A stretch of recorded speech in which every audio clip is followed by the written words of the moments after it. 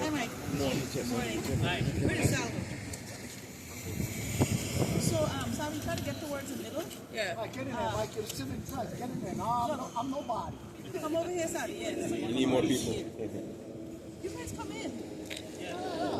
You're Marlon, Everybody on come this in. side with a camera, get on the other side. We gotta make Marlon, like you there's a lot of people. come on this side. You guys. Come on. Everybody come in the area. Or you can put next to me, whatever. Come here. Come over here, Marlon. No. Come here. Everybody's hiding. Francois, come back here. Come. Make your phone call over there. Come, Francois. Don't hide. Video बना लेना तुम पूरी You guys gotta stop hiding in the back. Look at what's happening.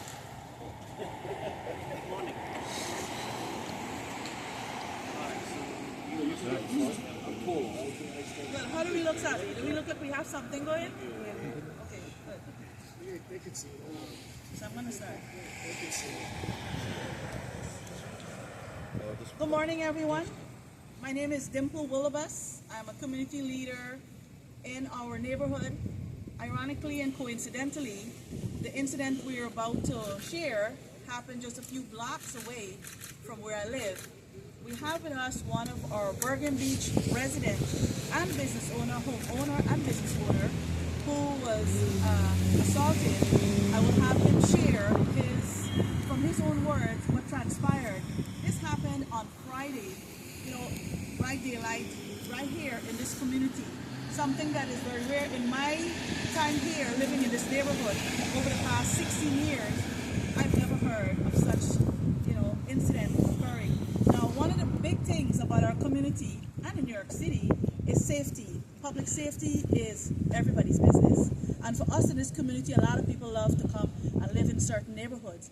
But the neighborhoods that are considered safe, it's because of a reason. It's because of what you see here. It's a shared responsibility. An attack on one of our residents is an attack on all of us. This could have happened to a senior. It could have happened to one of our new drivers who's 18 years old, one of our children. So it shouldn't happen to anyone. And we want to sound the alarm because an assault like this should not be brushed under the rug. It has to be talked about. It has to be known, and we want to make sure our residents are vigilant when crises like this happen, because we don't want to say, well, we're going to compare this to what happened in a violent shooting or stabbing in another neighborhood, and this is nothing. Actually, it is something, because this could have gone wrong. This could have gone horribly wrong. Yes, the victim was able, and our resident here was able to escape, with minor injuries and, a small amount of expense. But again, this could have been worse. So we want to make sure, again, we sound the alarm to inform all of our residents here in our community, throughout Brooklyn and New York City, that guess what? The perpetrators, paying attention to this, make sure you don't come back into our community, because guess what? We will highlight your license plate, we will put the video of your face, and we will highlight everything that shows you and expose you for who you are. No criminals will come in our neighborhood and leave unscathed. So I'm gonna pass it over to Mr. Zeeshan Aamar, who is a resident and victim of this assault. Good morning, everyone. Thank you so much, first of all, Ms. Dimple, to come here and support the community when the incident happened here. My name is Zeeshan Aamar, and I'm living at Bergen Avenue in the Bergen Beach. I came here on January 3rd around 12 o'clock, and there was happened with my vehicle. I was involved in the accident. While I was waiting for the NYPD cops to come over there and to see what happened to the vehicles to make the report, during that time, two male came on the truck, and they approached me and they present their business card. They said that if you want to fix your vehicle, you bring your vehicle to my body shop and I'm going to fix it in a cheap price. So I said to them, I'm not interested. If I need, I will call you. Thank you so much for presenting your card. At the same time, they present the card to the other person who was involved in the accident with my vehicle. He also denied at the same way. And right after that, when he was exchanging our information, IDs and the insurance, he came was forcing to bring the vehicle to the body shop, and I denied again. And we just finished our conversation, and I went back from the other person's car to my car, and I sit down in my car, I start the engine, and then he knocked the window. He said, "Who are you?" I said, "I'm just a normal person, I'm living in Bergen Beach." He said, "I work in the NYPD," and he showed me a fake badge, and I said, "If you work in the NYPD, you should wait here. The cops on the way, so you can talk with them. I have nothing to speak with you. I don't want to share any information with you." I just roll up the window, and he punched my left mirror. He smashed the glass, and he just tried to run away from there. I came out, and I opened the video. I tried to record him. At the same time, I asked someone, there was a guy, I asked him to call the 911, and I tried to approach him to record his face and his license plate. And when I crossed the road, I approached his truck. He attacked on me, and he punched on my head, he punched on my neck, and I fell down. During that time, my brother was with me, Mr. Usman Rafiq, and he was also recording on his phone. The guy, one of them, he tried to get his phone from his hand, and during that time, his phone fell down, and then he picked up the phone, he hit my brother's head with the phone, and then he attacked on him with the punches and kicks, and then at the same time, then he got his phone, and he hit him with the phone as well, and then he threw his phone over the sidewalk, he break his phone, and just like within a minute or 2 minutes, they just disappeared with their truck. They just left from the scene. After that, we waited here for the 911 police officers. They came here, and they took the statement.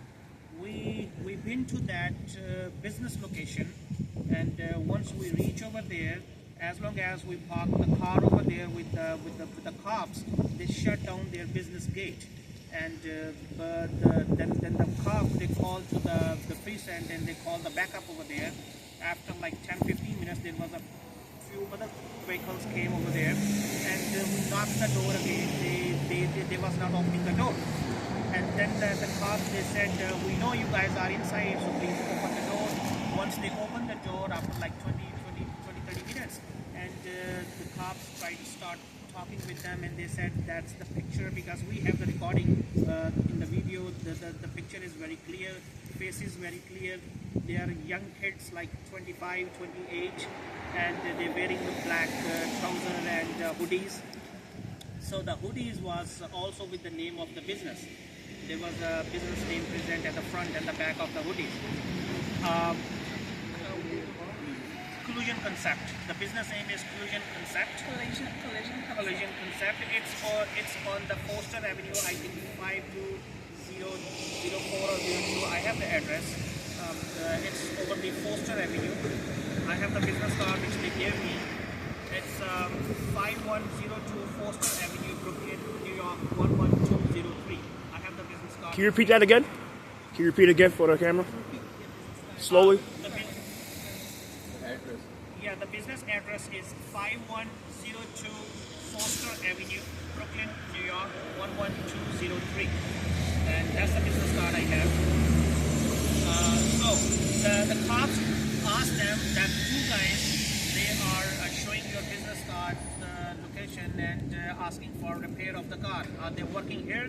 And they said no, they're not working here. They said, how come they have your business card and they're wearing your hoodies? So the owner of the business, he said, we give a gift to the different people like hoodies, and people come here and they pick up the business card. We have nothing to do with that. The two kids, they was attacking on you or they presenting the card. So I just request to everyone that guys, you have to be safe, you have to be very careful. This incident happened, and I was not expecting this one in this neighborhood, because this is a very nice, quiet neighborhood. I recently moved like 5 years ago only because I like this neighborhood.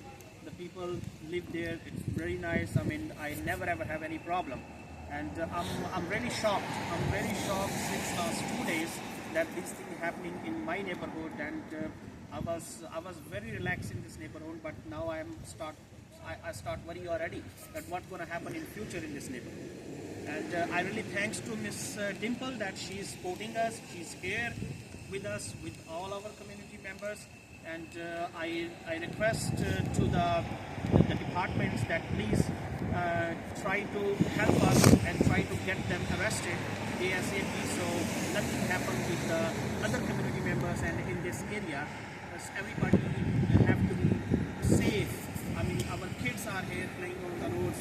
Our old, like fathers, like grandparents, they live here in this neighborhood, and I don't wanna happen with any other person here in this neighborhood. Thank you so much for all of you to come here and support us.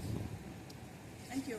So we have a few community leaders amongst us, one of which whom is the president of the Bergen Beach Civic Association, which covers the neighborhood Mr. Zeeshan lives in. So I'm going to have him say a few words. Mr. Mike Trotto. I just want everyone to just be very cautious of what's going on. There's this particular scam going around, and there are other scams, so just be cautious of what's going on in the neighborhood, and just keep your eyes open and your head on a swivel. Thank you. And we have who is I describe as a mayor of Bergen Beach, and the reason why people purchase their house and their houses and feel safe, like Mr. Zeeshan says, is because of the next person who's going to speak. Because he literally walks through Bergen Beach and look about everybody's house. He doesn't have to know you to walk through the community. He walk and look and check and make sure everybody's safe. So we need to know who's the mayor of Bergen Beach, Mr. Sal Calise. Mr. Mayor. Thank you, ladies and gentlemen. Okay, it is a good neighborhood. It's just that because it's a good neighborhood, we're always targeted. But I want you to understand something. What you learned here is be vigilant. Be vigilant. Keep your eyes open. Be specific. Look at certain things. In this case, the truck had no tow truck license plate. It had no markings of a tow truck. Something that you have to be cognizant of. New York City tow trucks, on the plate itself says tow truck. So check it out when you go home or when you're driving. You'll see that the New York license plate on the bottom says tow truck. In this case, it didn't say tow truck. Dead giveaway. Also, in Brooklyn, the only way a tow truck can pick you up is if either A, you called it, or B, your car is undrivable after an accident and the NYPD calls a tow truck. Other than that, a tow truck will not come on site when you get into an accident and say, hey, you got into an accident? I'll tow your car. No, can't do that.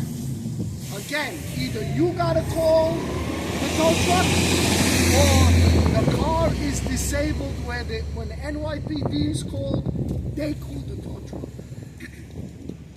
Other than that, thank you for being here today and stay safe. Thank you, Sal. So I'll let you understand again. I'll repeat something.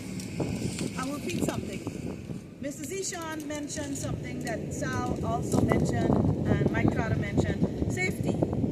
Safety, again, is a shared responsibility. And in our community, we make sure we take that personal. And Sal, I'll tell you, since that incident occurred on Friday and I called Sal, he has taken that so personally that he went and do his own research while at home or while at work. And I'm telling you, throughout the day he would call me and evening call me. And this is what separates our community from other communities. Because we don't have to know a resident who something happened to. We just care enough because we know this could happen to somebody else. You know, when a crime happens, it doesn't have a face. It doesn't have a face, a race, or an age. So it's incredibly important for us to stay vigilant, repeat what Sal said, and for us to understand the shared responsibility aspect of it. It doesn't have to be a stabbing or shooting to be sensationalized and throughout the media, but we want to make sure small crimes like this, make sure that it's punishable, and also make sure it's highlighted, and make sure all of our communities are aware of this. We would like to thank the NYPD for their swift response and, coming out to the scene and we look forward to working with the detective from the 63rd Precinct so that they do their investigative work as we wait to see how this unfolds, because this just happened, on Friday. Today's Sunday, so we're going to give them some time to see what they come up with.